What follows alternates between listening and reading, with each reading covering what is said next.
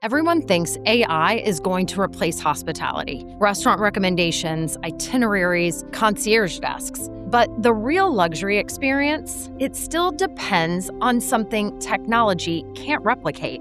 Being a concierge, you're reading people, you're anticipating needs. I'm giving you the umbrella before you have to ask for it. I'm getting the taxi before you mention it. That's all what luxury is all about. Michelle Exarhos is the chief concierge at One Hotel Copenhagen and president of Les Clefs, Denmark, one of the most respected concierge organizations in the world. And after more than a decade in hospitality, she's learned something surprising. The future of luxury may be more human because of technology, not less. You cannot do this job without empathy and curiosity. It's that human touch and human connection. We need each other. We need that. People go to hotels for that. You're part of this person's story forever. In this episode, you'll discover why great concierge service is about far more than booking restaurants, how One Hotel turned sustainability into a luxury experience guests emotionally connect with, and why the smallest human interactions are often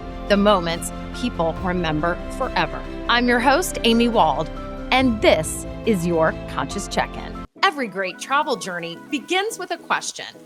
Where to next? And how do we protect what makes it beautiful? Welcome to the Conscious Check-In, the podcast where sustainable hospitality, unforgettable travel, and bold conservation stories collide.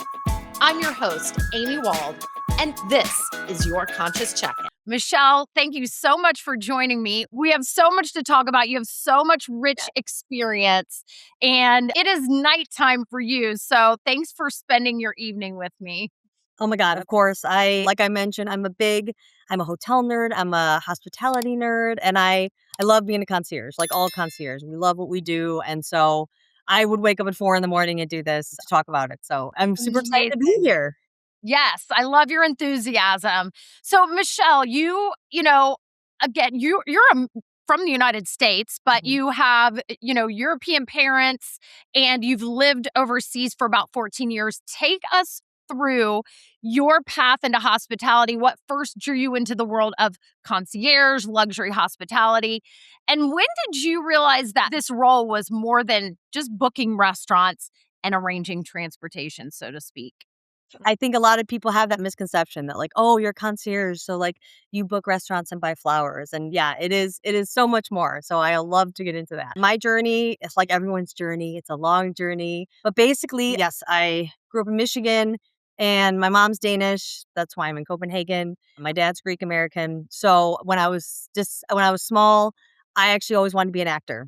So I was like, I'm going to be an actor. This is what I'm doing. And so I told my mom when I was a teenager, I'm going to go wait tables because that's what actors do to make money. She was like, okay, go do that. So I started waiting tables, and that's when I first stepped into hospitality in the F&B side. And I loved it, and I realized I was good at it. I love talking to people. I love chatting. I'm very social and outgoing. So it was very easy for me and a fun way to make money. Fast forward to, go through college, staying in hospitality and in waiting tables. And then I eventually moved to LA because I'm going to be an actress. And I worked at Paramount Studios actually for a while. And I was so close and I was really excited and doing my auditions. And then at one point they were like, do you want to keep moving up here? And I was like, no, I'm going to be an actress. So I left Paramount. That's when this story is crazy because it's like out of a movie. It was 2010. Four Seasons Beverly Hills was hiring. And they're opening a new restaurant called Kulina. And they put an ad on the radio that said, anyone who wants to come and work at this restaurant, come down with your paper CV and stand in line. And so I went down there with my paper CV in hand with hundreds of other people who heard it on the radio. My friend's like, you should go do this. I'm like, whatever, I'll go. And you went through this speed dating interview process where you meet someone for 5 minutes, they chat with you. And they were very forward thinking where they were they could see back then the new luxury was personality based. They were getting rid of all the tablecloths. They were getting rid of all the silverware. It was a $7 million renovation. It was at that time, it was a very big deal. So I ended up getting through all these different interviews and I got hired to open this restaurant in the Four Seasons. I'd never worked in 5-star luxury at that point, but I'd worked at Paramount with VIPs and movie stars and celebrities. So I was used to that world. But now instead of being in a recording studio with them, I was waiting on their family at Easter or at Christmas. So that's where I really first got to dabble into luxury and understand the details, the connection you make with the VIP guests, like just all these small things and like discretion and, like this it was just another level, as you know, it's just a totally another, and it's not just Four Seasons, it's Four Seasons Beverly Hills on Doheny. So that's the OG. Like that's where everyone anybody, they need to go there and they all want to eat at the brunch. That was an amazing experience. I ended up leaving because I had a Danish passport through my mom. And I was like, I want to move to Denmark. I'm going to try it, see how it is. I'll just come back to LA. When I first moved here, I didn't speak the language. So I ended up applying. Where do you apply when you don't speak the language? Hospitality. So I applied to a bunch of different hotels, restaurants, bars, just get a job. And actually, I got hired at a hostel called Generator, which you've probably heard of. And at I that haven't. time, no, you haven't. Okay. No. It was 2012. At that time, it was a fairly new hostel brand, and the word postal was just coming into play. Nobody really, like back then, hostel was for backpackers, like dirty, like lots of bunk beds, not cool. So, but Generator came and they only had a few properties and nobody knew this brand because it was based out of like London and Berlin. They were like, okay, the head office was in the UK. I got hired as a bartender within a few months. I was running events at the bar, karaoke night, ladies' nights, different things just to activate the bar and to have fun. And then somebody from head office was like, we need events. This is how we're going to get locals to come in. Because again, as a lot of restaurants and hotels know, you need to bring in the locals to bring in the F&B revenue, on the shoulder seasons, on low season, to then also pad it with the guests. And the guests love to sit in a bar full of locals and a restaurant full of locals because it feels more authentic. So then we started doing events at Generator and they're like, you have no budget, you have no network, go fill the bar. And so it was just this time where I just had to kind of make it up, but it was so fun. It was like the most fun job. And I think, again, I'm a foodie. Living in LA, when I was a personal assistant, I got to know restaurants for my boss, who I booked for. Then when I worked in Four Seasons, you're trying all the best food, the best wine. So then I got even more into it. So then it was a natural progression. Okay, I really love food and I like events. And so I would just went out into the city, start door knocking. Hey, I'm Michelle. I work at Generator. Do you want to use this exhibition space? Hey, do you want to do a collaboration? Do you want to do a fashion show on our roof? And hey, like all these, anything I could do because I had nothing to lose. And I thought, this is how you build something, And slowly after 3 years, Generator, we built a Patang bar. We had collaborations with some of the biggest music festivals like Roskilde and Distortion. And yeah, we were doing part of Fashion Week. And it was really cool to see like the progression and the network that I got between like artists, restaurants, shop owners, just about anybody who would listen to me, and I bring them in. And again, that's how we all know is like when people go to locations, they want to meet locals, they want to experience local art, they want to experience local activities, right? That's what makes it feel like you're not just there watching a painting, like you're experiencing it, you're living in it. And then from there, a friend of mine told me that there was a hotel in town that was hiring. She's like, you should apply. It was called D'Angleterre, which again, do you know that hotel? Probably. It's the leading hotel of the world. I didn't know this at the time. It had a huge history. All the Danish people know it. We don't have big brands here in Denmark. Like we don't have Four Seasons or Intercontinental or, at Mandarin Orient. So Terre is the place to go. And I was like, yeah, sure. I've done hospitality. I can do this. So I went and I applied, just general applied, and I got called in for an interview. And this guy looked at me, Anders, and he was like, I think you could be a concierge. And to be dead honest, I was like, okay, what is that? I didn't know because I kind of knew from Four Seasons, like I knew who the concierges were, but I didn't work with them. We were in the restaurant. So he told me and I said, yeah, sure. It sounds fun. I would love to do that. And I got the job and that's where my career started, was back in 2015 as a concierge. And I've been a concierge for 11 years and I stayed there. I worked hard. I got my keys and worked at a few more hotels in Denmark. I worked at a spa hotel called Skolsbo. It's really a wellness spa outside the city. I worked at Radisson Collection, the first Radisson hotel actually in the chain, and the Arne Jacobsen Hotel. And then that's when I was approached by One Hotels the GM or the area manager, Felix, he was like, "Hey, you should come work for us." And I'm like, "Really?" And he's like, "Yes, you need to come work for us." And so I was headhunted and I got hired, and now I helped open the hotel. Our hotel opened August 21st. So we've been open for like 9 months now. So we're still in the opening phase, and it's a brand launch because we're the only ones in mainland Europe. It's a hotel opening. People here don't know the brand, so it's really exciting and fun and like a new journey and experience every day. I love that because I feel like there's so many things relatable about your story, but really hospitality is the ability to kind of go be an actor. Mhm. To put, not in the sense that you know, you're not being honest, but in the sense that you can really just show up in a different role and be this, wonderful actor, actress Mhm. to the guests. And there was this time where, hospitality's kind of, nostalgia and fame started to wane a little bit. Not for I Mhm. don't think people like you and I, but I think a younger generation saw the job as something they didn't want to do. And I really hope that over the next few years that resurgence happens, because I just think it you underestimate how fun it can really be. And you've just told that story about the ability to be creative in your own right, carve out Yeah. your own lane, and Mhm. build this incredible career, really. Yeah, I mean, I think, like you said before, like, what made me realize being a concierge was more than just booking restaurants, right?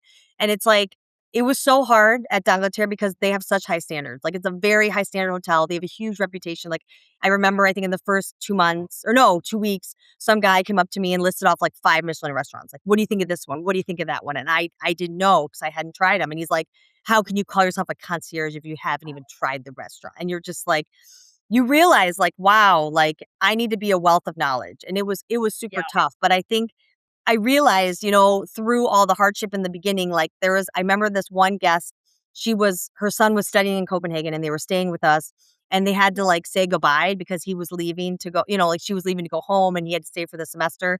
And I remember she was just like crying in the lobby, like because she's hugging her son.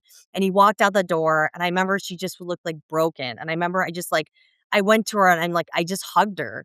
'Cause I was just Aw. like, "Oh my god," like because again, like, at that point, I didn't have my kid, but I just was like, I know what it's like to say bye to your mom and to, like with my family living where they live, it's like, I know that feeling when they walk away, you're like, "Oh," I get emotional, so, like, "Oh, wow," like, you're there for those moments or, like, I remember was it a year ago, there was somebody getting married at the Radisson, and this girl came to me, she called me from her room, and she's like, "Do you mind zipping my wedding dress up? Because it's just me and my husband and, like, I don't have anybody here," and, like, I remember I'm in the room, like, zipping up her wedding dress, like, talking to her, and I'm like, she's always gonna remember this day, and, like, I'm fortunate enough to, like, be a part of these moments, or something simple, like, when somebody's really sick and they're so vulnerable, and they're just like, "Can you please call a doctor? Like, my son isn't feeling well," and then you call the doctor, and I remember one time somebody's like, "Please don't underestimate, like, what you do is actually really important." And again, it's like you said, it's that human touch and human connection, which I think COVID really taught us that we can't be without. Like, we need each other, we need that. People go to hotels for that, Yeah. and of course, there will always be that segment that maybe doesn't want that, and, like, they just wanna check in with their phone, and they wanna just go to the room and not talk to people, and that's totally fair, but I really think a big chunk of people, that's the reason why you drink coffee in a coffee shop and not at home by yourself in the kitchen, like, you go there for the experience, for the ambiance, for the people, for that interaction and connection. That's really sweet. And you painted a picture for people that A, have experienced those interactions, and B, for people that maybe haven't and have a newfound respect for, the job and what a concierge really does. It goes way beyond just Mhm, planning or getting a reservation, excuse me. mhm, I know that personally, it's one of my favorite things to do is to go and utilize the concierge and talk to them and, mhm. even maybe I don't even utilize them for reservations, but just go down there and talk to them. Trust me, my husband many a times has been like, we got to go. We've got plans. You can't stand here and talk to them all day long. So I think you and I would probably be talking for Oh, hours. totally. Like you just like chatted. I think I said today, that literally happened to me today. Like a woman was talking to me about shopping and the husband was already out the door. And then my colleague, who's I'm good friends with, he's like, Michelle, stop talking. And I said, this is important. And then the woman's like, I'm going shopping. And I'm like, I'm coming with you. And she's like, you're more than welcome. And I'm like, I have to stay and work, but I love that. So let's talk about Les Clefs d'Or. A Yes. lot of people probably in the United States don't know of it. But tell us what it means. Tell us what it means to you. How did you get involved with the organization? I love Les Clefs d'Or, and you found a great time because every year we have a Congress, and we just had our Congress in Sydney, which I know you know about, and it was amazing. It was 500 concierge from all over the world, from over 40 countries, just Wow. hanging out, networking, sharing ideas, learning from each other, just having good discussions, listening to speakers, network. I mean, it was just amazing. But when I started at D'Angleterre, my head concierge, Anders, he was at that time second international vice president, which is like he was on the executive committee. And so he's a very, very high up in the organization at that time. I actually didn't even know what Les Clefs d'Or was. And he was like, you're joining, you're becoming a member, you're going to get your keys. And I'm like, okay, I just need to like figure out how to do this job. But yes, let's do this. I was really excited. And so that's how I got introduced to it. And I got introduced to this network. And I think that's the secret is like the motto of Les Clefs d'Or is in service through friendship. And it's all about like, we're not competitors. Like we all work at different hotels for different brands in different cities, but like we don't see each other as like, oh, like, well, you work at this great hotel and my hotel's better than yours. It's nothing to do with that. Because at the end of the day, like concierge, we all just are so passionate about giving good service. And I always say that the guests are already here. Like the guests are here. And now our goal is to give them the best experience possible. So like in Denmark, we have a WhatsApp group, we have a Facebook group, and we say, hey, like I need a babysitter. Who do you guys know? I need a hairdresser. Who do you know? Does anyone have a contact at this shop? Can you help me out? And we all help each other out because because at one point you're going to help somebody, they're going to help you another day, And then again, if the guest has a good experience, it's a win-win because then they put it on their social media and they tell their friends, they tell their family, and then they fly to Copenhagen and then we keep getting more guests and that's how the circle continues. But I joined in 2015 and then I was a member for a long time. I got my keys in 2017 because you have to be a concierge for minimum 2 years in the hotel industry for minimum 5. And you have to go through a written, you have to write a letter of that you want to become a concierge. You have to write, your GM has to give you a letter. So I had to ask my GM, you need to write me a letter. He's like, okay, why? I'm like, because I'm going to get my keys. And he's like, okay, I'll do that. And then you need to have 2 key members that will support you and say, yes, Michelle is ready. And then they give you a written test that takes you a week to answer. It's like 80 questions. Some of the answers you can find online. Some of them you should know. They're like written essay. And some of them you have to ask concierge.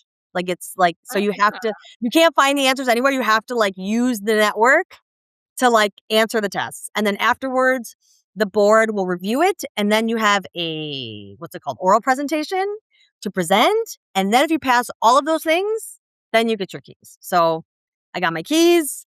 And then in 2020, I joined the board because I wanted to be on the board and I was secretary at that time.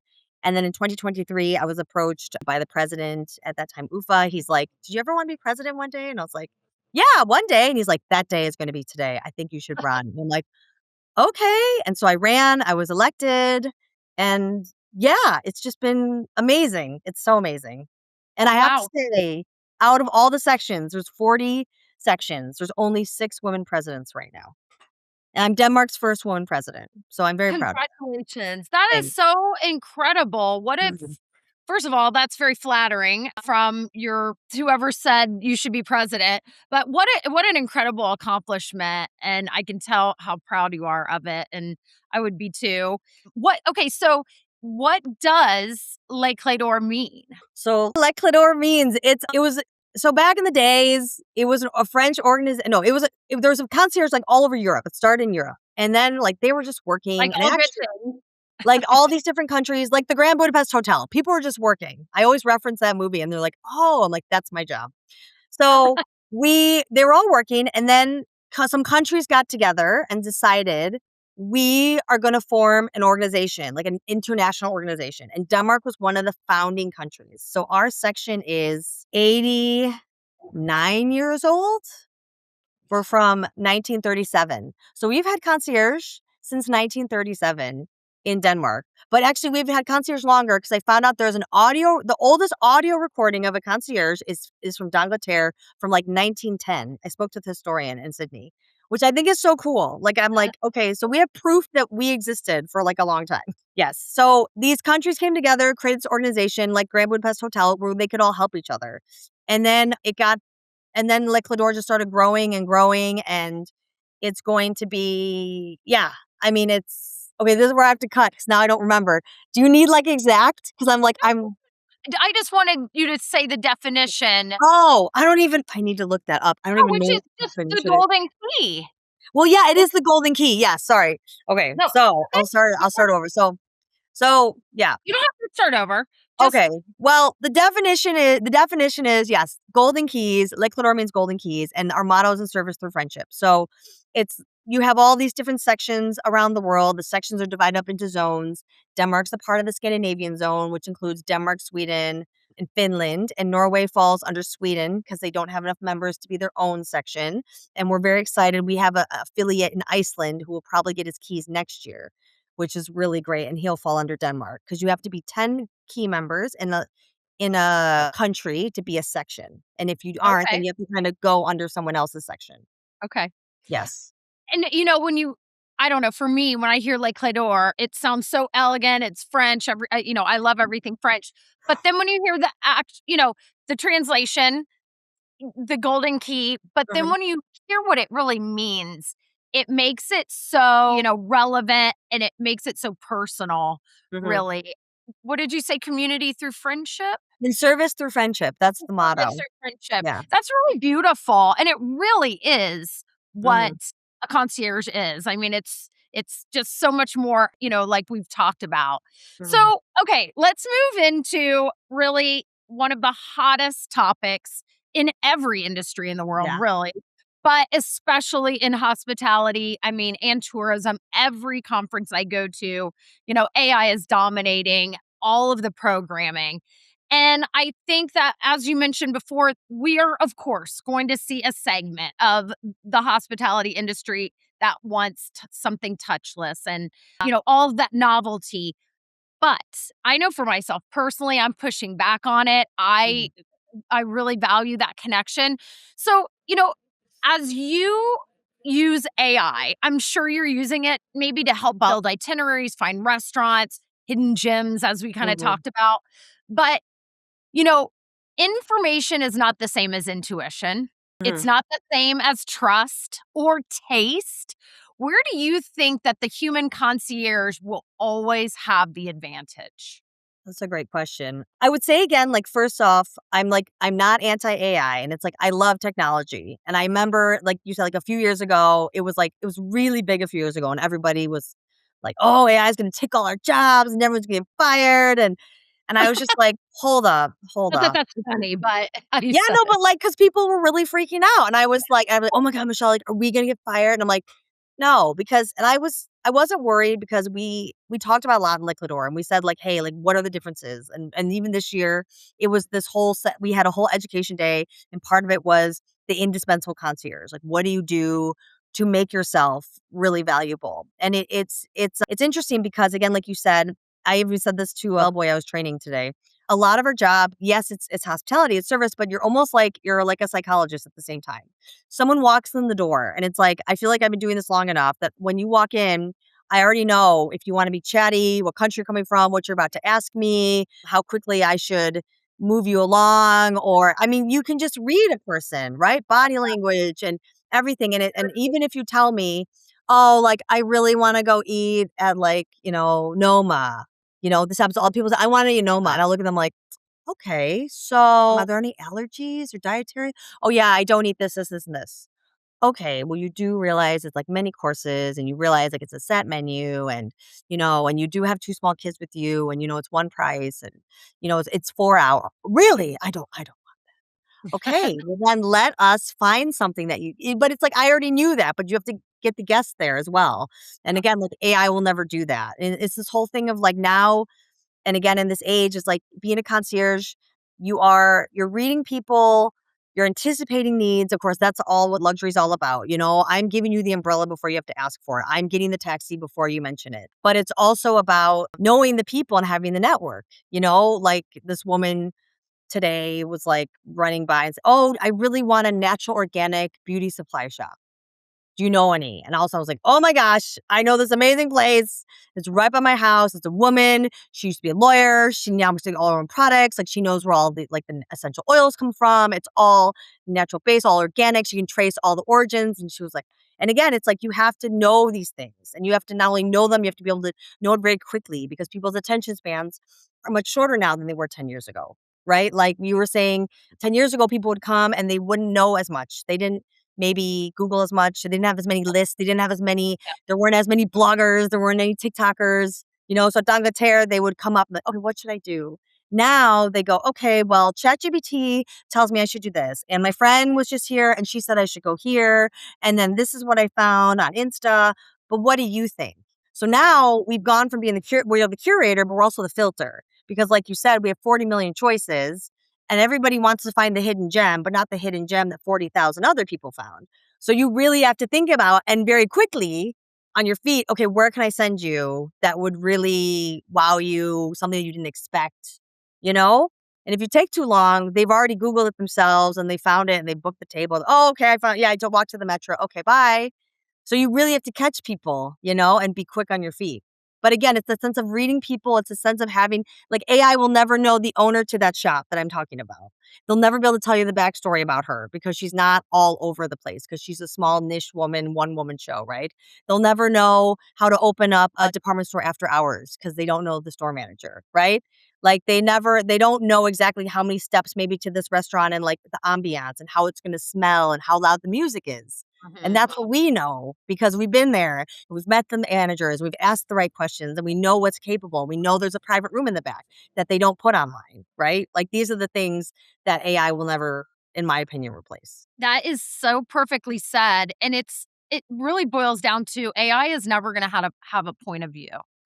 And that point of No. view is going to, I think, just excel this position in luxury hospitality. It's never going away and it will only make it much more valuable. So, okay. So then, when you kind of touched on this a little bit, but then how do you read between those lines and guide someone towards an experience that they actually want? Mhm. Is it more about knowing a place, knowing a person, is a little bit of both, you think? Yeah, I definitely think it's a little bit of both, and I think you also touched on it, like luxury is anticipation, but like we're learning now, and especially like One Hotels is really good at this. Luxury is a feeling. Does AI give you a feeling of luxury? Even if it has all the information, I don't feel super luxurious typing something into a chat GPT. But Yep. like I have to admit, when I walk into a grand like a grand lobby, and you see a big desk and the concierge are standing there with their keys and they're saying, "Okay, Michelle, what would you like? A facial? Okay. Yep, I'm just booking you in." Like that to me is luxury. Here's the address, the Yeah. driver's waiting for. I mean, like that whole interaction feels luxurious. And that's why Yeah. people, I think, love talking to the concierge. And I think, like what you said, it's getting to know the guests. And it's like, because when the longer you do this job, that's one of the benefits. Like in some jobs, the longer you stay, maybe you're not seen as like the new hip one anymore. But I'm actually lucky that maybe I'm not the new hip one because I have all this knowledge, and guests will look at, after they chat with us for just a couple minutes, one guy goes, "Wow, who needs ChatGPT? We have you." And I'm like, "Yeah, no kidding. Hello, that's why I'm here." Like, "You should write a blog." I'm like, "I am the blog. I am the OG blog. Okay. You just got to talk to me, you know?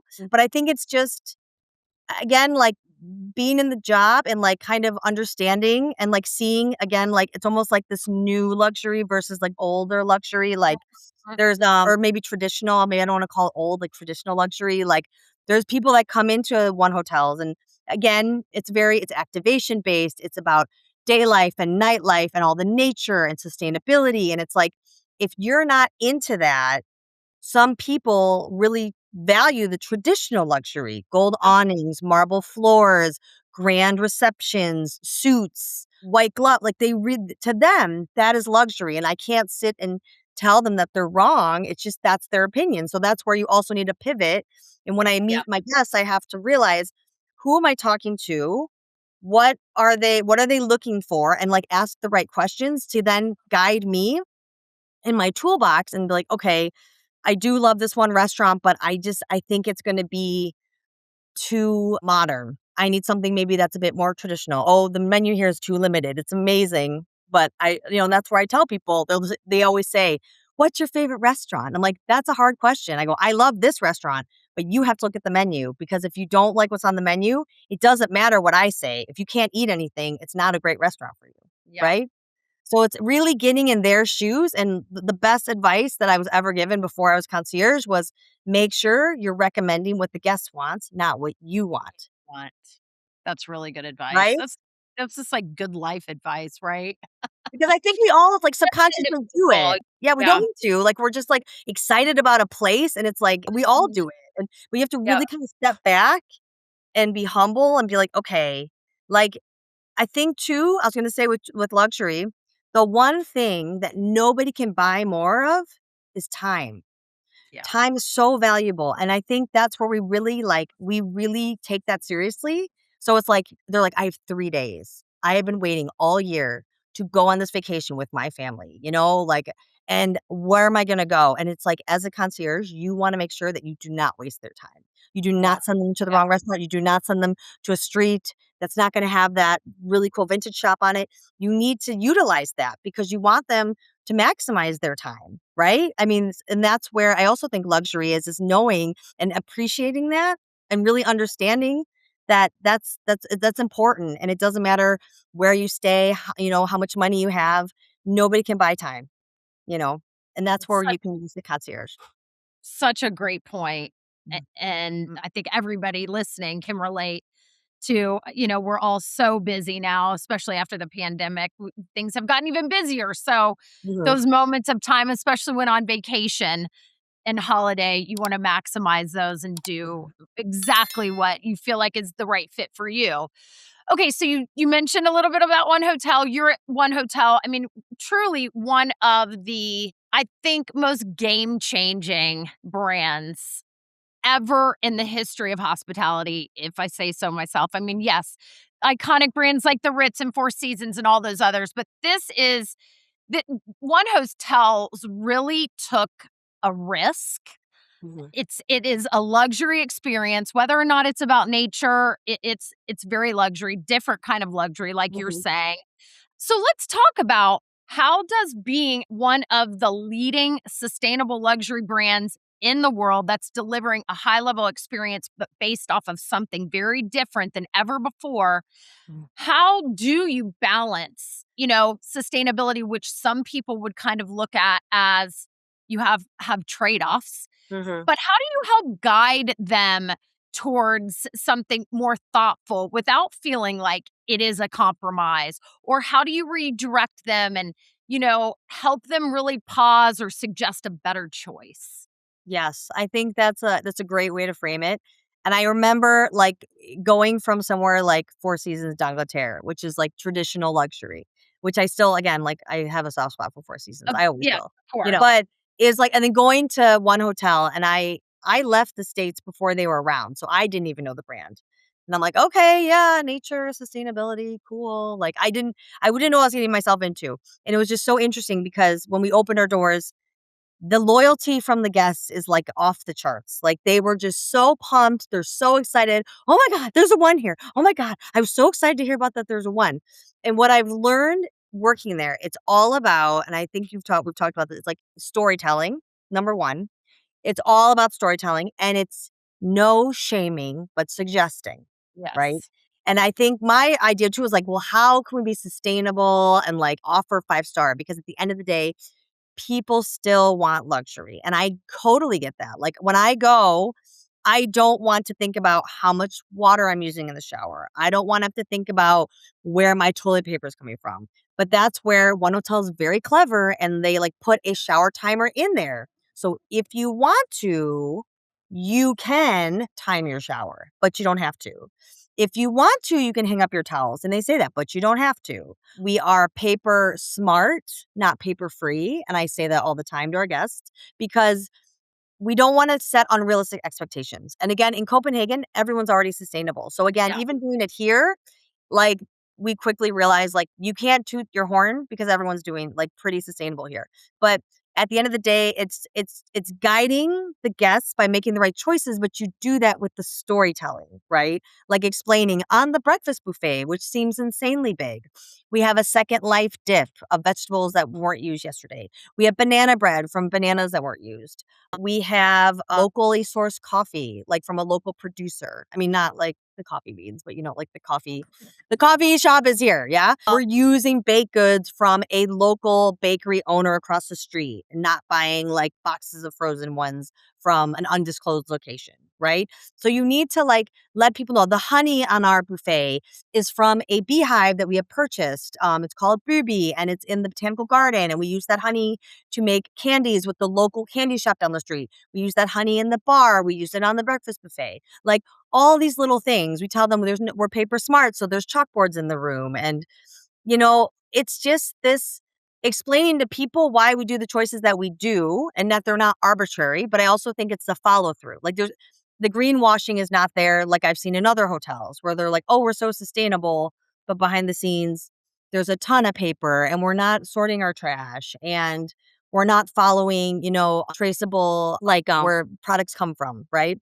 And here it's like we can do all that, and on top of it, which I really respect, is they do take care of their staff. Like we are paid to volunteer once a month. We are like before we open, we did green kayak where we cleaned up the waterways like on company time. We were paid to go to our opening party because they're like, this is the right thing to do. We follow all the union rules, all the union laws. We're not doing anything like that's not legal because we're in Denmark and this is what you do. You follow the union. So it's practicing what you preach, right? And I think people respect that and they see that. So that's what makes them loyal. And they're like, oh, and that's why I'm shocked. I'm like, they're paying just as much to stay here as like another hotel. But instead of like glass and diamonds, there's rocks and bushes and trees and people go crazy for it. And you're like, this, but it's also, we know being in nature is very healthy, right? And, something that I find, I've been a big fan when I kind of started this journey years ago. One hotel was just opening in New York. The Okay, yeah. first, Central Park. Yeah. yeah. And I stayed there. And, what they've done is they've created a vibe. Mhm. They've made nature trendy. So it's, Which is it's crazy. Like it's crazy like because it yeah. yeah, it is so crazy, but it's really about branding, it's messaging, Mhm, and it's culture, like mhm, you're saying.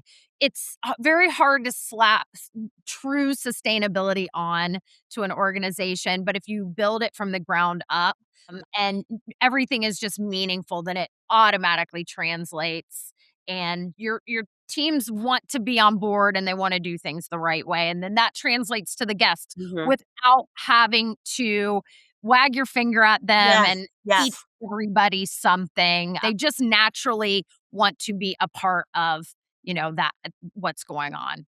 I think people, like, they just want, like, these little wins. I call them, like, small wins. Like, they're like, Yeah. "Okay," like, maybe I took a really long shower, but, like, I hung up my towel and I'm eating organic fruit and I'm supporting local businesses and I did the run club on Wednesday morning, so I got to meet some locals. I got to go to free like, so Yeah. it's again with the activations, the day life and the nightlife, like, again, when we talked about the authentic, people feel like it's just super authentic.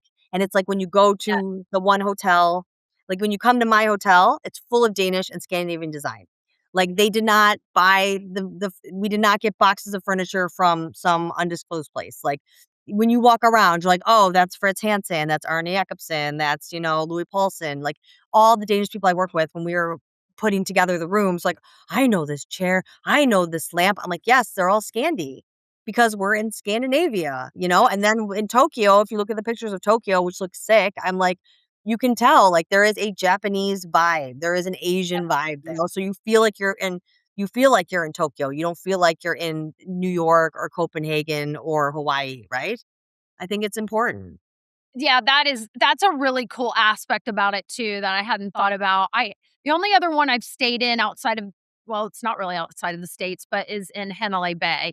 And Yeah. that, which I mean is like the greatest place. You Jealous. know, a tropical vacation. It's like it does Mhm. not get more spiritual, gorgeous, tropical, just like dreamy all over. It was just so magical. But thinking about those, different artifacts that are and furniture and local sourcing, Mhm. which was a question that I had for you, which is, how does that destination and local impact really shape the guest experience at one hotel versus a different one? Do you think it's different? Oh my god, it's totally different. Like, Okay. in the hallways, we have these beautiful big wooden benches on every floor, and it's like it's wood from old Danish wharfs that this artist took and, like, reclaimed it into this beautiful piece of furniture, and it has this little plaque and a story, and it's just like, that's so cool, and you will not find that any other one hotel, like, the artwork, if you buy all the artworks, there's a QR code you can scan, and there's, like, a Danish artist that did the artwork behind the reception and on the walls. And it's like, these are unique pieces that you can only find with us. And you're not going to find them in New York, or in Hanalei Bay. And I think again, it's the guest. It goes back to the feeling. The guest is Yeah. immersed in an environment because of the nature. It brings their blood pressure down. So then they feel relaxed. And relaxation to a lot of people is luxury. So when you Mhm. put them in that state of mind, you surround them with these local things, then you immerse them with the activities, you surround them with a beautiful room, and then you throw in the concierge with all the great recommendations. How is that not an awesome luxury experience, right? Yeah.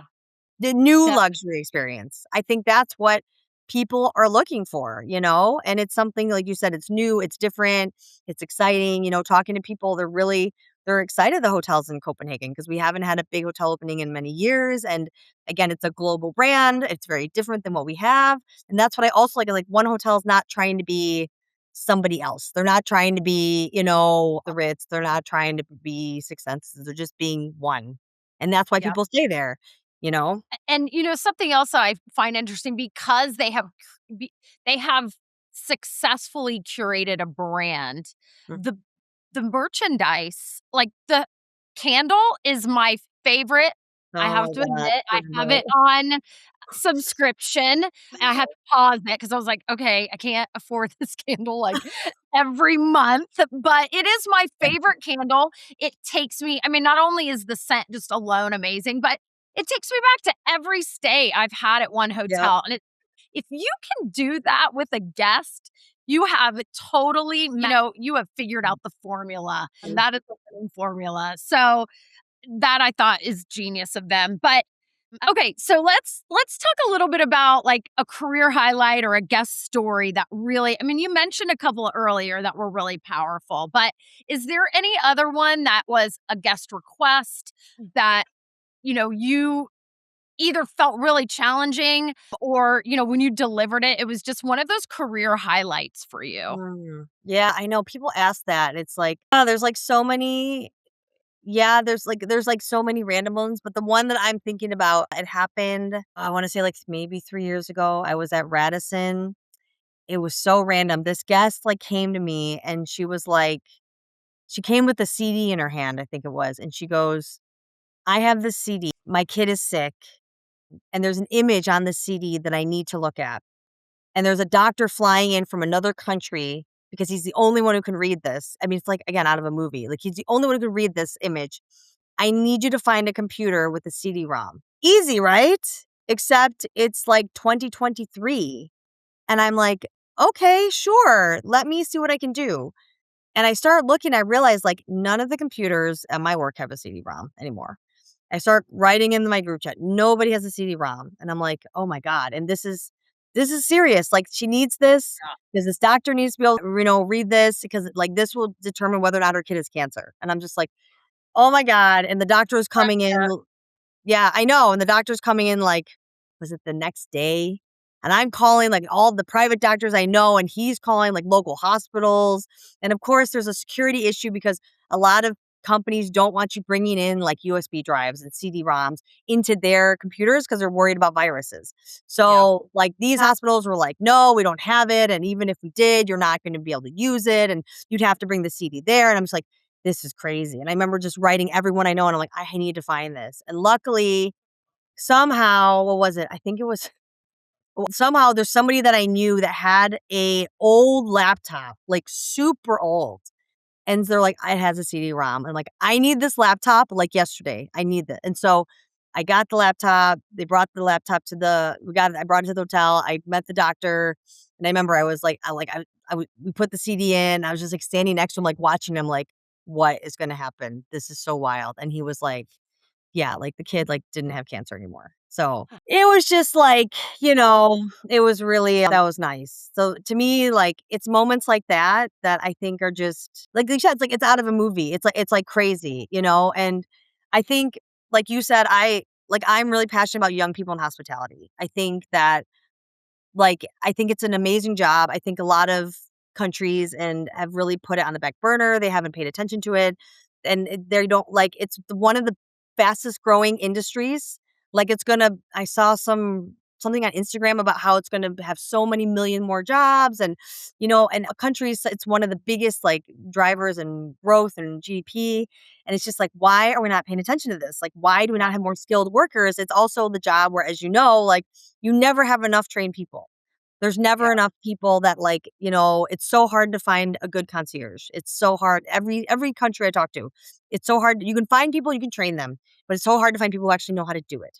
So I think though that the hope is with the concierge job, I think it could be something for Gen Z or for young people because I think we check a lot of the boxes. Like I think it's a job that lets you travel.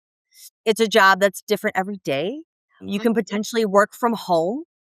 And you get instant gratification when the guests come and they say, oh my God, I love that restaurant. I mean, that's our dopamine. I love that recommendation. Oh my gosh, so what should I do today? Like every concierge lives for that moment. That's why we're not GMs, we're not front office managers, even though we all get asked. We've all been asked, I've been asked. You don't want that because you'll never get that guest interaction. You'll never get that dopamine hit of that, like, oh, I killed it. Like they love that recommendation. They love that day. And I also think like L'Or is this, like we have a network. We have this friendship. I can walk in to a 5-star hotel anywhere in the world and I do it with my partner and he loves it because he's a concierge too. And I'll be like, I'll see the keys. And I'm like, hi, I'm Michelle. Like I'm in L'Or in Denmark. Instant. Oh my God, nice to meet you. What can I do? You want a coffee? Do you want to go to the bar? Oh my gosh, what brings you here? Like instant friends, like instant because even though we don't know each other, we know each other because we have that same connection. And I think that's what so many people like. We always talk about everyone's like so lonely and disconnected. I feel so connected, because I have a WhatsApp group with all the presidents from every country. So if we need to go somewhere, I can be like, hey, like, who do you know in Rome? Who do you know in Barcelona? Can you help me get tickets? And it's just so nice that you have these people that like have the same passion that you do. All of those things. Plus, there's an element of prestige to it, which I think Yeah. is rare. You don't get all of those things wrapped up into one package, which Mhm. is what you're explaining, which I think is, really, really cool. Okay, so as we are wrapping up, I've got a couple last questions. So this really kind of talks to a different generation or a segment of people that hadn't thought about this as a Mhm. career. What is one hidden skill that people Mhm. outside of hospitality rarely realize that a great concierge Oh my needs? God. I think like that's such a good question. There's like so many. I think it's that whole thing of like you can work under pressure, like insane amounts of pressure.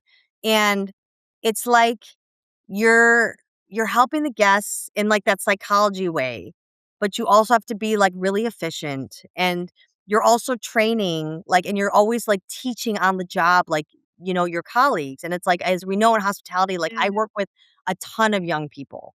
So it's like I make a joke like I have like my son at home, but I also have like I have the bell attendants at work. I have like the young concierge like aspiring at my job. And it's like you're always mentoring.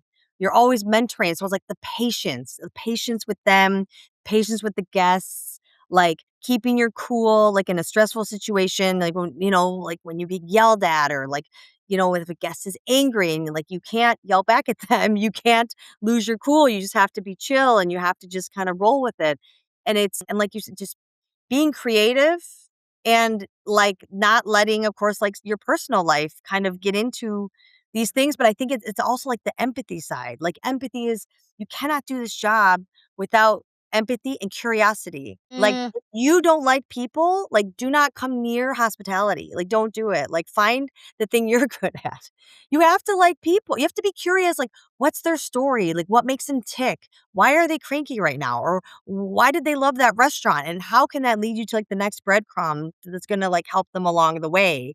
Whether it's solving a complaint or finding that perfect tour guide or getting that shop, the item out of the shop for them. Like it's staying curious. And I think that's something that, that I think is really important and undervalued, right? In mm. today's society, like where we're just constantly like, if I want to just scroll and be fed information, I can do that and just kind of shut my brain off. But like when you're there, it's like you're present, like you're 100% present, you're exposed, you're vulnerable, and you're making these connections. And I think it's crazy. Like you meet people for like a day, 2 days, a week, then they're gone and you'll probably never see them again. But then if you do, like, it's amazing. You're part of this person's story forever. Like, I just think it's wild to think about. Like, it's so wild and how, like, you go through your life and there's always going to be these little people along the way that maybe helped you out or made that recommendation. And maybe you won't even remember who they are, but you're like, I'll always remember that on my trip. And that's because of the concierge. It sounds like leadership, really. There's Yeah. an element of leadership that you have to be a concierge. All of those things that you just mentioned, like great leaders really have. So Yeah. I love everything you said because it gives a new, I think element to really what it means to be a concierge, where some people may have not given it that much consideration Yeah. before. So not to scare people, but I think it's more like it's a really valued role, and it's something that people should take very seriously and covet, And which obviously we can tell that you do. yes, but but I appreciate it. It's voices like yours. It's voices like one hotel. I remember like they Barry, the founder is like he's a huge fan of concierge and like Fedora. You can tell. Like every time like they make sure like the concierge is involved in everything because he gets that. He told it and it's like it's been proven. Like Forbes has proved it. Like every time you put a Lake Lador concierge at a hotel, like all the points of the reviews go up. I think it's on average like 5 points on Oh, average for every review. I mean, oh, and wow. it's exciting because like again, it's like people don't know till they try it, and it's shocking how many GMs and hoteliers I've worked with, and they're like, "Oh, I've never worked with a concierge," but when they do, then they're like, "Oh, I fucking get it. Okay, now I Yeah. get it. Now this is why I need you," And like I talked to, there's a hotel here that just got a concierge just a couple months ago. I've been pushing for like 3 years with them. Like, you need to get one. They got one. He's like, Michelle, it has made so much difference. I am so grateful. Like, Even thank just you. like, You for know? me, staying at a hotel with a concierge immediately in my mind elevates the hotel. But that's what Immediately, makes it. I'm Yeah. like, Sorry. "This is a great hotel then." Yeah. Because like you said, it is that I do not think that that role is meant for every hotel, No, no, no. but for hotels that it is right for, it immediately just elevates your offering, obviously. I So would say 2 things, like you said, that, like, people don't think about with concierge. Number 1, it's not just a line cost item. I think this is so important because so many hotels will be like, "Oh, I have to pay someone, it's extra salary," and it's like, "Do you know how much money I make in yeah, transfers? Do you know how much money we make in valets? Do you know how much money I make in, like, flowers and bikes and amenities or even upsells in the rooms that we can," because, again, we get to know the guests. We go, "Oh, wow. You just booked a disposal for 6 hours and you're, like, in a deluxe room. How about we get you a suite? Don't you think that would make you more comfortable?" Because we know, because we've been talking to them for 3 months, yeah, And I think it's also, like, I think people forget we are the connection for the hotel to the outside world. Like, we are the ambassadors. We are the one creating the partnerships. Like, businesses in Copenhagen know about One Hotel because of the people like me that go out there and say, hey, I'm the head concierge. Let's work together. Let's have a partnership. Let's do something for the special for the guests when they come in. And that's like where they have to think about, you're a concierge, you're a brand ambassador, you're helping with the guests, you're a mentor, you're a leader, and you're a revenue generator. And I think that's just so important. And it's like, you just have to drill that in to people, in like the top of hotels to understand that, like you said, it's not just booking restaurants and getting cars, like it's like we do so many other things, and until you get to know a real concierge who does it, then you understand and then you respect, like, oh shit, this is like a big deal. Yeah, it's a business within a business. Yes, 100%. Especially somebody like yourself, somebody that's very proactive and has a business mindset, but also is leading with empathy and curiosity. Like, what an amazing combination for any hotel ownership group or GM. So heard it here first, people. Go out and make sure you're hiring the best concierge. If the modern sustainable luxury concierge had an animal energy, or even just your animal energy, Michelle, what would it be and why? Oh God, a modern sustainable concierge with energy. Or just like the way what kind of animal energy do you possess? That's a great question. I almost want to say, like, it's almost like a lightning bug because You're they so fly cute. around, they fly around, they make people happy, but they create their own energy source, and they can, like, they go from place to place and they bring light and they bring joy. So I don't Oh my know, god, like, maybe, such a cute answer. I love you. I don't It is, know. and it's very reflective of your personality. You're very bubbly, you're very personable, you're very outgoing, and that's what I think about lightning bugs. So I love that answer, and everybody's answer has so far in a year of conversations has been different, except I think there might have been no, I think everybody's has been different. So I love that answer. Thank you so much for appeasing me there. Okay, so the closing question that we have Yeah. is, you could leave hotel leaders with one thought about the future of service, what would it be? Oh, wow.